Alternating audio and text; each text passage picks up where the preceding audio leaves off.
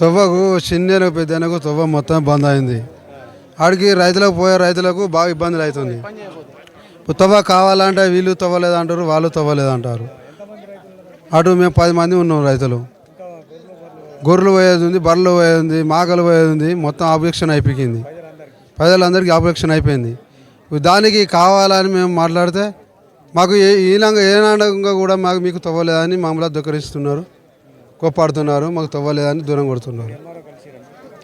MRO కలితే MRO పట్టించుకుని గిరివారు కలితే గిరివారు పట్టించుకుని లేడు. ఇక్కడికి sir చెప్పుదామని వచ్చినాము. మాకు తవ్వలేదు సారు.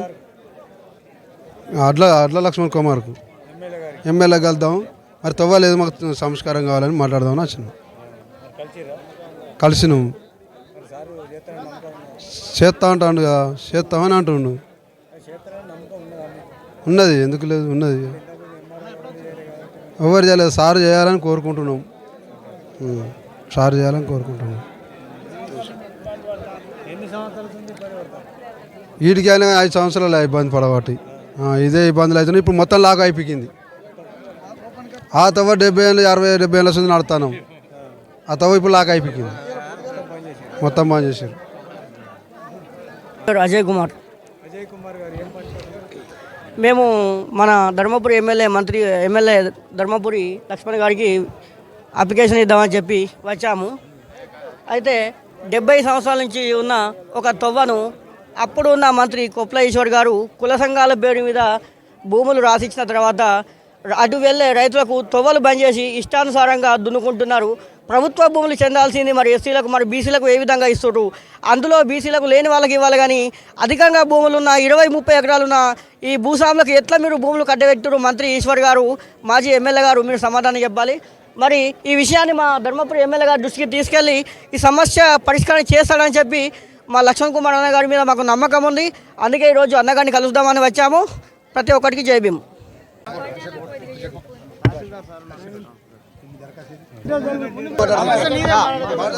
అయిందండి, కాకపోతే పెరగలేదు. నా పార్టీ ఉంటే ఇవ్వడానికి తప్పు తప్పని చెప్పి ఇది ఈ విషయంలో ఒకటి నా గతంలో వచ్చింది. ఇది రైతు వీళ్ళు కరెక్ట్ అయితే వీళ్ళకి సాయం చేయండి. పేదోళ్ళు వాడు ఒక్కడే గిట్ట 5 ఎకరాలు కుటుంబాలు తీసుకొని 20 ఎకరాలు కబ్జా పెడతారంటే కదా లీగల్ ప్రొసీజర్ కూడా కలెక్టర్ గారు చెప్తాను. కలెక్టర్ గారు కూడా నేను చెప్తాను.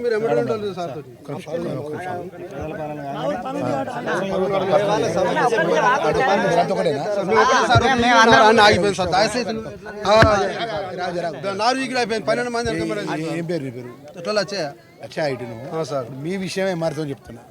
ఎంఆర్ గారికి ఏం చెప్తున్నా, ఇప్పుడు ఎవరు ఎంఆర్కి అది ఏ విధంగా ఉన్నదో ఆ విధంగా అయ్యే పని తొందరగా చేయండి. ఆలస్యం చేయడం అంటే ఆ ప్రజాపాలన అయిపోయినాక దీన్ని వ్యక్తిగతంగా పోయి పరిశీలించి పరిష్కారం ఎన్ని రోజులకి తిరుగుతున్నావు? ఇది నువ్వు లక్ష 5-6 సంవత్సరాలు తిరుగుతావు కదా, 5-6 సంవత్సరాలు తిరుగుతాను. ఒక నెల రోజులు ఓపిక పట్టు. నారు పోసిండు, నేను నారు పోసుకున్నాం. ఇప్పుడు అంత ఇంత పోలిచిండు, మొత్తం లాక్ చేసిండు, మంది లాక్ చేసిండు. పెద్ద సీన్ బంద్ చేసిండు. ఎవరు పెద్ద సీన్ అంటే ఎస్ఐ గారు పెద్ద సీన్ బంద్ చేసిండు.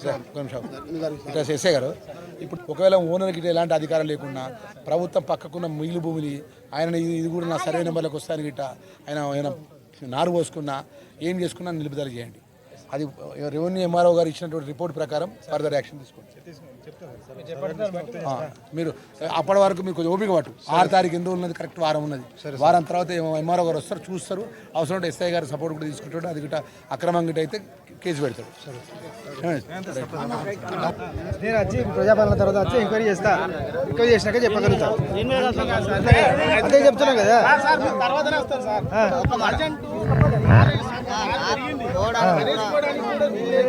ఆ సర్వే నంబర్ ఏంది, ప్రభుత్వందా పట్టాదా తెలుసుకోవద్దా? నేను వచ్చి ప్రజాపాలన తర్వాత వచ్చిన తర్వాత దానికి మీకు నిర్ణయం వస్తుంది ఏదనేది.